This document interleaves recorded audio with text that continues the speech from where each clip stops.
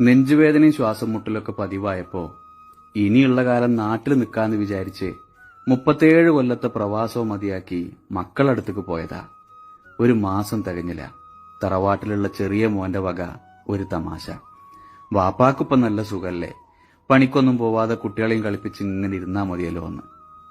അവനെ ഇടങ്ങേറാക്കണ്ടെന്ന് വിചാരിച്ച് മൂത്ത മോന്റെ അടുത്ത് ചെന്നപ്പോ അവൻ മുഖത്ത് നോക്കി കാര്യം പറഞ്ഞു. വാപ്പാ, നിങ്ങളെ പോറ്റാൻ എനിക്ക് പറ്റൂല, എന്നെ കൊണ്ടാവൂലാന്ന്.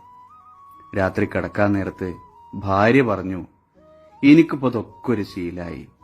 ഇവരുടെ ഈ വർത്താനത്തിന്റെ മുമ്പില് നിങ്ങൾ ചെറുതാവണത് പക്ഷേ എനിക്ക് സഹിക്കൂല. ഉറങ്ങാതെ രണ്ടുപേരും നേരം വെളുക്കണതുവരെ ആലോചിച്ചു.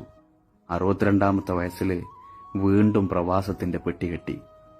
പടിയിറങ്ങി തിരിഞ്ഞു നോക്കിയപ്പോ ഉമ്മറ പടിയില് ഭാര്യ മാത്രം. ആയുസിൽ ഇനിയൊരു പക്ഷേ ജീവനോടൊരു കൂടിക്കാഴ്ച ഉണ്ടാവൂല എന്ന് വിചാരിച്ചിട്ടോ എന്തോ ഗേറ്റ് കഴിയുന്നത് വരെ കണ്ണ് ചിമ്മാതെ അവര് നോക്കി നിന്നു. വണ്ടിയിൽ കയറിയപ്പോ അയാൾ ഓർത്തത്, എത്ര വൈകിയാലും വാപ്പാനെ കാത്തിരിക്കാറുണ്ടായിരുന്നേ. ആദ്യമായിട്ട് ഗൾഫിലേക്ക് പോന്നപ്പോ ഭാര്യയേക്കാൾ കരഞ്ഞ 2 ആൺമക്കള് തനിക്കുണ്ടായിരുന്നല്ലോ എന്നാ.